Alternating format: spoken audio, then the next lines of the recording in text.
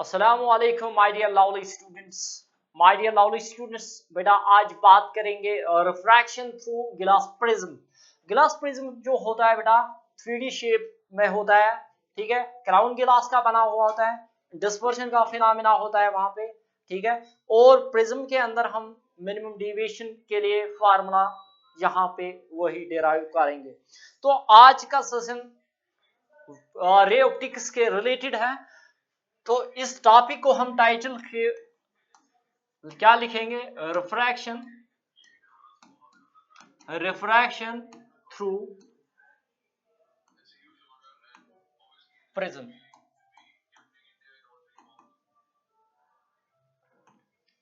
ठीक, तो बेटा यहां पे जब मैं प्रिज्म को ड्रा कर रहा हूं यहां पे ऐसे, ठीक है।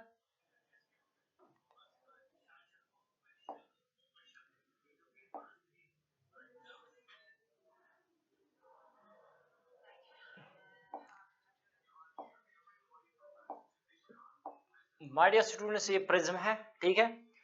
तो this is refracting surface 1 and this is refracting surface 2। इनके बीच में जो एंगल यहां पे बनती है this is called angle of prism. Refracting surface 1 and refracting surface 2 के बीच में जो एंगल बनती है this is called angle of prism here A. So नीचे लिखो ऊपर लिखो कोई मसला नहीं है, ठीक है। तो बेटा मैं क्या करूंगा, एक इंसिडेंट रे को मैं ड्रा कर रहा हूं इधर इस वाली सरफेस पे, रिफ्रैक्टिंग सरफेस 1 के ऊपर। तो यहाँ पे एक नॉर्मल को बेटा मैं ड्रा करूंगा इधर यहाँ पे, ठीक है। तो यहाँ पे जो एंगल बनती है बेटा refracting this incident ray and the normal के बीच में जो एंगल बनती है दिस इज इंसिडेंट रे। तो this is called angle of incidence, इसको मैं नाम रखूंगा I1, ठीक है। तो this is normal here. So ये जब इंसिडेंट रे इसकी प्रिज्म के अंदर जाएगी तो मीडियम चेंज होगा। मीडियम चेंज होने की वजह से ये जो इंसिडेंट रे ये रिफ्रैक्टेड रे बन जाएगी और यहाँ पे ये टुवर्ड्स बेंड टुवर्ड्स नॉर्मल होगी ऐसे, ठीक है। तो यहाँ पे जो एंगल बनती है दिस इज रिफ्रैक्टेड रे एंड द नॉर्मल, इनके बीच में जो एंगल बनती है this is called angle of refraction, इसको मैं नाम रखूंगा R1, ठीक है। तो जब ये रिफ्रैक्टिंग सरफेस के 2 पे आएगी यही रिफ्रैक्टेड रे, तो ये बाहर आएगी। तो यहाँ पे मुझे और एक नॉर्मल को बेटा ड्रा करना पड़ेगा, ठीक है। तो यहाँ पे क्या होगा, तो यहाँ पे इस वाले पॉइंट पे बेटा याद रखें, इस वाले पॉइंट पे, ठीक है, ठीक है, इस वाले पॉइंट पे, ठीक है, ठीक है। यहाँ पे ये नॉर्मल है, ठीक है। तो यहाँ पे ये बेंड टुवर्ड्स नॉर्मल होगी ऐसे। तो यहाँ पे मैं एक और नॉर्मल ड्रा करूंगा, ठीक है, ऐसे 1 मिनट 1 मिनट 1 मिनट, ठीक है बेटा, यहाँ पे, ठीक है। यहाँ पे एक नॉर्मल को मैं ड्रा करूंगा दिस इज रिफ्रैक्टिंग सरफेस 1। और बेटा यहाँ पे ये जो इंसिडेंट रे ये अंदर जाएगी इस मीडियम के अंदर, प्रिज्म के अंदर, बेंड टुवर्ड्स नॉर्मल होगी ऐसे। तो यहाँ पे रिफ्रैक्टेड एंगल बनेगी R1। सो यहाँ पे मुझे और एक नॉर्मल को ड्रा करना पड़ेगा ऐसे, ठीक है। तो ये जो यहाँ पे incident refracted ray from rarer denser to rarer बाहर आएगी, ये अवे फ्रॉम द नॉर्मल होगी, ठीक है। तो यहाँ पे जो एंगल बनेगी this called angle of emergence. तो इसको मैं रखूंगा नाम I2, ठीक है, या E का नाम लेके, ठीक है। यहाँ पे जो एंगल ऑफ यहाँ पे जो एंगल बन गई है इस नॉर्मल और इस रे के बीच में, तो यहाँ पे इसको मैं नाम रखूंगा R2, angle of refraction R2, ठीक है, R2, ठीक है बेटा। मैंने क्या किया, मैंने यहाँ पे कंसिडर किया कि एक प्रिज्म को मैंने कंसिडर किया है, दिस इज इंसिडेंट रे, एक सरफेस के ऊपर फर्स्ट रिफ्रैक्टिंग सरफेस के ऊपर मैंने इंसिडेंट रे को ड्रा किया है, फिर मैंने नॉर्मल ड्रा किया, इनके बीच में जो एंगल बन गया दैट इज I1। सो बेटा इसके बाद क्या होगा, ये इंसिडेंट रे इस मीडियम के इस प्रिज्म के अंदर आएगी, ठीक है। मीडियम चेंज होगा, मीडियम चेंज होने की वजह से यहाँ पे रिफ्रैक्शन होगी। रिफ्रैक्शन क्या होगी, जो रिफ्रैक्टेड रे वो बेंड टुवर्ड्स नॉर्मल होगी, ठीक है। तो यहाँ पे क्या होगा, यहाँ पे एंगल बनेगी, दिस इज R1, तो बेटा यहाँ पे भी R2 बनेगी। तो यहाँ पे जब ये रिफ्रैक्टेड रे बाहर आएगी इस डेंसर से rear away from the normal हो जाएगी ऐसे, ठीक है। तो यहाँ पे जो एंगल बन गई, this is angle of emergence, ठीक है, या इसका मैं नाम रखूंगा I2, ठीक है।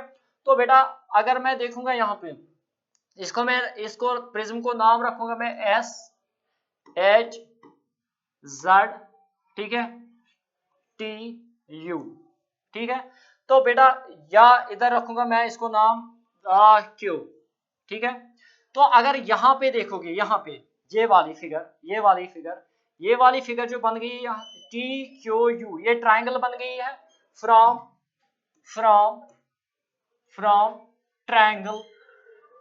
ट्राइंगल दिस TQU, ठीक है बेटा, फ्रॉम ट्राइंगल TQU, दिस वाली फिगर, ठीक है। तो यहाँ पे क्या होगा, this R1 plus R2 and this angle, this is TQU, R1 या ऐसे लिखेंगे हम UTQ plus QUT plus TQU is equal to 180, या सीधे मैं लिखूंगा R1 plus R2, R1 plus R2 प्लस this angle plus this angle plus this angle, this TQU plus TQU is equal to this angle here, ठीक है। तो क्या लिखूंगा, ये ट्राइंगल है, इसका सम होता है, sum of angles of a triangle is equal to 180 degree, ठीक है। इसको मैं नाम रखूंगा इक्वेशन नंबर 1। तो मैंने क्या किया, ट्राइंगल को कंसीडर किया है, ठीक है बेटा। इसके बाद इस पूरी ट्राइंगल को, इस रिफ्रैक्टेड रे को मैं हटाऊंगा यहाँ पे, जो यहाँ से यहाँ ये वाली फिगर, ये क्वाड्रिलेटरल बनती है, साइक्लिक क्वाड्रिलेटरल, ठीक है। इसको मैं लिखूंगा यहाँ पे from cyclic quadrilateral, this is STQU, STQU। तो यहाँ पे क्या बनती है, this angle plus this angles, ये पूरी लेनी है इधर और ये पूरी लेनी है, ठीक है। तो ये बन गई एंगल A प्लस, ठीक है बेटा। तो यहाँ पे जो एंगल बनती है ये, अगर मैं इसको वर्टिकली अपोजिट एंगल बनाऊंगा, ये भी I1 होगी और यहाँ पे भी वर्टिकल अपोजिट एंगल बनेगा, दिस इज I2, ठीक है। इसके बाद देखो बेटा क्या होगा, यहाँ पे जो बनती है angle, this is 90 degree here, क्योंकि ये 90 डिग्री बनती है, इधर भी थोड़ी सी ज्योमेट्री में थोड़ी यहाँ पे डायग्राम क्लियरली नहीं है, बट यहाँ पे जो एंगल बनती है वो 90 डिग्री है, ये भी 90 डिग्री बनती है। तो मैं क्या लिखूंगा यहाँ पे, सीधे मैं लिखूंगा angle, this is 90 plus 90, this angle STQ, ये 90 डिग्री है, या SUQ, ये भी 90 है, प्लस क्या करूंगा मैं, प्लस करूंगा मैं TQU प्लस एंगल TQU, ये बराबर होती है 360 डिग्री, क्योंकि साइक्लिक क्वाड्रिलेटरल का सम ऑफ एंगल्स होता है 360 डिग्री। तो ये क्या बनेगा, इधर angle A plus 90 plus 180 degree plus TQU is equal to 360 degree, ठीक। तो बेटा मैं क्या लिखूंगा इधर, जब मैं इसको शिफ्ट करूंगा इधर, ये बनेगा angle A plus TQU, this is angle here, this is angle here, this is angle here, TQU is equal to, इसको 360 माइनस करूंगा 180 डिग्री, तो यहाँ पे क्या बनेगा, A plus angle TQU, 360 minus 1 that is 180 degree. तो इसको मैं नाम रखूंगा equation number 2। Equation number first, R1 plus R2 plus angle TQU is equal to 180 degree, angle A plus TQU is equal to 180 degree. तो मैं क्या करूंगा इधर, मैं combine equation first and equation second, combine equation first and equation second. Equation first क्या है बेटा, angle R1 plus angle R2 plus angle TQU, angle TQU is equal to किसके बराबर होती है, ये बराबर है 180 डिग्री के बराबर, ठीक है। और जो मेरी सेकंड इक्वेशन है वो क्या है, वो ये है angle A plus, this is equation first, ठीक है। सेकंड क्या है, A plus angle T Q U is equal to 180, ठीक है। इसको मैं रखूंगा इक्वेशन नंबर सेकंड। तो मैं क्या करूंगा, इधर इनको मैं कंबाइन करूंगा, कंबाइन करने के बाद ये इसके साथ कटेगा, ये इसके साथ, ठीक है। तो यहाँ पे देयरफॉर जो ए बराबर आएगा वो किसके बराबर आएगा, R1 प्लस R2 के बराबर, ठीक है।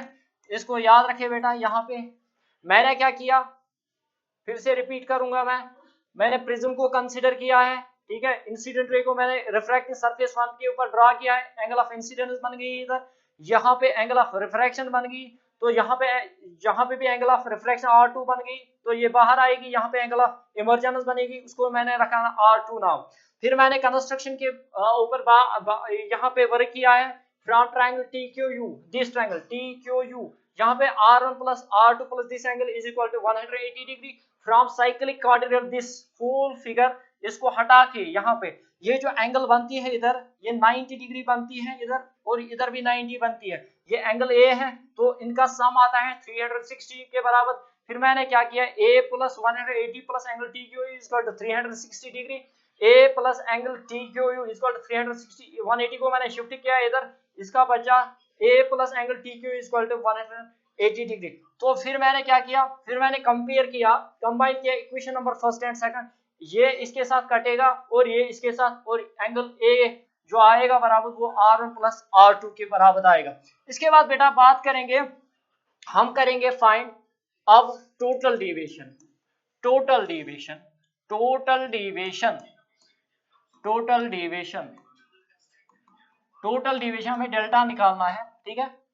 तो बेटा मैं क्या करूंगा, यहाँ पे अगर आप देखोगे प्रिज्म के ऊपर जो इंसिडेंट रे है, अगर ये प्रिज्म नहीं होता ये सीधी यहाँ ट्रैवल करती है, और ये जो यहाँ से इमर्जेंट रे है ये ऐसे, तो यहाँ पे जो एंगल बनती है दिस इज डेल्टा, यही हमें फाइंड करनी है, ठीक है बेटा।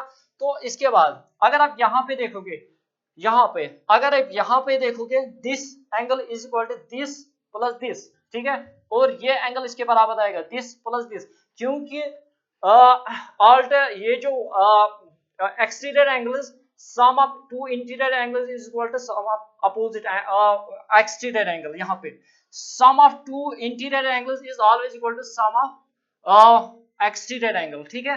तो यहाँ पे क्या लिखूंगा मैं, यहाँ पे बेटा मैं क्या करूंगा, डेल्टा, डेल्टा आएगा बराबर किसके बराबर, I1 माइनस R1, ठीक है, प्लस I2 माइनस R2, ठीक है।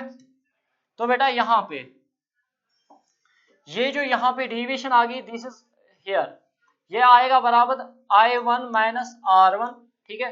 यहाँ पे आएगा किसके बराबर, I2 माइनस R2, ठीक है। तो ये हमारा डेल्टा आएगा वो किसके बराबर आएगा, that is I1 minus R1 plus इधर I2 माइनस R2, ठीक है बेटा। तो इसको मैं आगे ले जाऊंगा, ठीक है। तो मैं I वालों को अलग रखूंगा और इनको अलग, डेल्टा इक्वल ये बनेगा इधर I1 प्लस I2, ठीक है, ये दोनों माइनस है, इनका बाहर रखूंगा मैं माइनस, इधर बनेगा ये R1 प्लस R2, ठीक है बेटा। तो यहाँ पे अगर आप देखोगे जो ये R1 प्लस R2 है ये किसके बराबर आया है हमारा, ये A के बराबर आया है। तो मैं लिखूंगा ना delta is equal to I1 plus I2 minus A, ठीक है। तो मैंने A बिकॉज इधर लिखना है, because A is equal to R1 plus R2, ठीक है। इसके बाद क्या करेंगे बेटा फाइंड, इसके बाद आगे ले जाएंगे, तो हम करेंगे for minimum deviation, for minimum deviation, minimum deviation के लिए कंडीशन क्या है, minimum deviation that is delta m, ठीक है। मिनिमम डेविएशन के लिए आप कंडीशन रखोगे याद, इंपॉर्टेंट पॉइंट है, I1 हमेशा बराबर होता है I2 के बराबर, इसको लेंगे हम I, ठीक है। और R1 किसके बराबर आएगा, R2 के बराबर, इसको हम लेंगे R के बराबर, ठीक है। तो यहाँ पे जो इक्वेशन बनेगी, यहाँ पे ये जो इक्वेशन बनेगी, इसको मैं लिख सकता हूँ ना, I delta is equal to I1 और I2 के बराबर, किसके बराबर लिया मैंने, I के बराबर, मिनिमम डेविएशन के लिए इसको डेल्टा m। सो यहाँ पे क्या आएगा, this is I plus I minus a, it will become here delta m is equal to 2I minus a, और डेल्टा m इस a को मैं शिफ्ट करूंगा इधर, ये बनेगा plus a is equal to बनेगा ये किसके बराबर, ये बनेगा ये बनेगा I डिवाइडेड बाई 2 के बराबर। इसको याद रखिए बेटा, जो हमारा I बराबर आया है, जो हमारा I बराबर आया है, ठीक है, तो उधर मैं लिख सकता हूँ ना, उधर बन गई हमारी delta m is equal to I1 के बदले में I लिखूंगा, और I के बदले I2 के बदले भी I, और यहाँ पे ये A है, ठीक है। तो ये बन गया हमारा डेल्टा m, ये बनेगा 2I, ये बनेगा माइनस ए, इसको शिफ्ट करूंगा, ये बनेगा डेल्टा m, ठीक है। तो ये बनेगा a इधर, ठीक है, इसको मैं 2I लिखूंगा, और आई कैन से हियर, यहाँ पे मैं I निकालूंगा, I किसके बराबर आएगा, I आएगा बराबर डेल्टा m, ठीक है बेटा, प्लस a डिवाइडेड बाई 2 आएगा, इसको बेटा याद रखे, ठीक है। तो यहां से हम बात करेंगे, हम Snell's law for small angles हम क्या कर सकते हैं, by using Snell's law, by S law, वो किसके बराबर होता है, sine I upon sine R is equal to n2 upon n1, ठीक है। तो यहां पे हमारा एयर है, जो यहां पे बेटा, यहां पे ये जो प्रिज्म है, इसके सराउंड में जो मीडियम है, ठीक है, ये एयर है, इसका रिफ्रैक्टिव इंडेक्स हमेशा क्या होता है, 1 के बराबर होता है। तो मैं लिख सकता हूं ना इधर मैं लिख सकता हूं ना, और साइन आई बाई, ठीक है, sine I by sine R is equal to n2 upon 1, ठीक है बेटा। तो यहां पे I के बदले में क्या लिखूंगा, लेट अस मूव फॉरवर्ड, तो मेरा साइन I इनटू आएगा यहाँ पे n1, ठीक है, यहाँ पे बनेगा sine of n2, sine of r into n2, क्यों, क्योंकि इसको मैं इधर शिफ्ट करूंगा, इसको मैं इधर शिफ्ट करूंगा, ठीक है। तो यहाँ पे क्या आएगा, साइन ऑफ r2, तो मैं I के बदले क्या करूंगा, यहाँ पे साइन ऑफ I के बदले लिखूंगा मैं I, जो मेरा I आया है वो किसके बराबर है, delta m upon 2 delta m plus a upon 2, ठीक है। तो इस साइन r को मैं अगर ऐसे ही रखूंगा इधर, साइन ऑफ, ठीक है, साइन ऑफ, यहां पे बेटा जो r हमारा असल में यहां पे आएगा, असल में यहां पे, तो बेटा यहां पे फॉर मिनिमम डेविएशन, यहां पे जो a बनेगा इधर, ठीक है, वो a बराबर आया है हमारा किसके बराबर, ठीक है, वो वहां पे a आया था बराबर किसके बराबर, r1 प्लस r2, ठीक है। तो for minimum deviation r1 is equal to r2 is equal to r, ठीक है। तो इसको मैं लिख सकता हूं ना a is equal to 2r, तो r लिख सकता हूं ना मैं a बाई 2, ठीक है बेटा। इसको मैं पेस्ट करूंगा ना इस वाली इक्वेशन के अंदर, तो r के बदले क्या लिखूंगा, a बाई 2, ये बराबर आएगा ना इसके बराबर, इसका रिफ्रैक्टिव इंडेक्स 1 है, ये क्या बनेगा इधर n2, ठीक है। सो ये और ये कैंसिल हो जाएगा फॉर स्मॉलर एंगल्स, ठीक है। तो यहाँ पे जो n आएगा बराबर, वो किसके बराबर आएगा, डेल्टा m प्लस a, ठीक है, upon a upon 2 divided by a upon 2, ये और 2 कैंसिल, 2 और 2 जब कैंसिल होगा, delta m is equal to, ये बनेगा delta m plus a divided by a, ठीक है। This is the relationship of the angle of prism and the minimum deviation. So I hope everything is clear in this. Pictorial representation. So अब हम graph बनाएंगे, graph का nature. For minimum deviation के लिए मैंने क्या माना था, मिनिमम डिविएशन स्पेशल केस।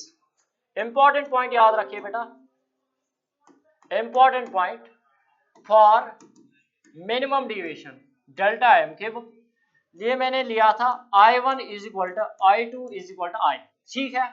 और लिया था मैंने R1 is equal to R2 is equal to R, ठीक है। इंपॉर्टेंट पॉइंट है बेटा, उस वक्त जो प्रिज्म बिहेव करेगा, प्रिज्म जब मैं इंसिडेंट रे ड्रॉ कर रहा था ये बेंड होती थी towards normal. For minimum deviation जो यहाँ पे रिफ्रैक्टेड रे होगी वो पैरेलल होगी किसकी, इस बेस से, ठीक है।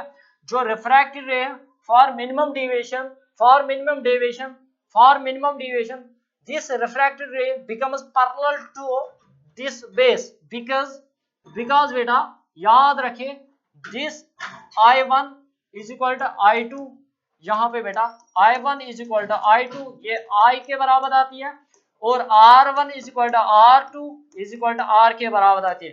ये मिनिमम डिविएशन के लिए बेटा कंडीशन है।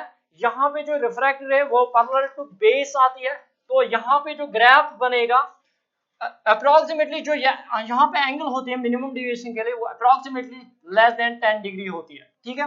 तो ग्राफ कैसे बनता है, ग्राफ ऐसे बनता है, ये हम एंगल ऑफ इंसिडेंस और मिनिमम डिविएशन के रिलेटेड में ग्राफ ड्रा करते हैं बेटा। यहाँ पे जो एंगल होती है वो 0 डिग्री होती है, यहाँ पे 5 डिग्री होती है, यहाँ पे बेटा 10 डिग्री होती है, ये 15 डिग्री, 16 डिग्री अप्रोक्सीमेटली इंक्रीजिंग, ठीक है। तो यहाँ पे जो ग्राफ बनता है ये ऐसे बनता है, ठीक है। Why this point? Why this point? This मैंने पहले ही बोला क्योंकि यहाँ पे एंगल I और एंगल E बराबर होती है फॉर मिनिमम डिविएशन, और यहाँ पे जो रिफ्रैक्टेड रे होगी बेटा वो पैरेलल टू बेस होती है हमेशा। इंपॉर्टेंट पॉइंट है बेटा, ठीक है। And I hope everything is clear in this presentation and thank you.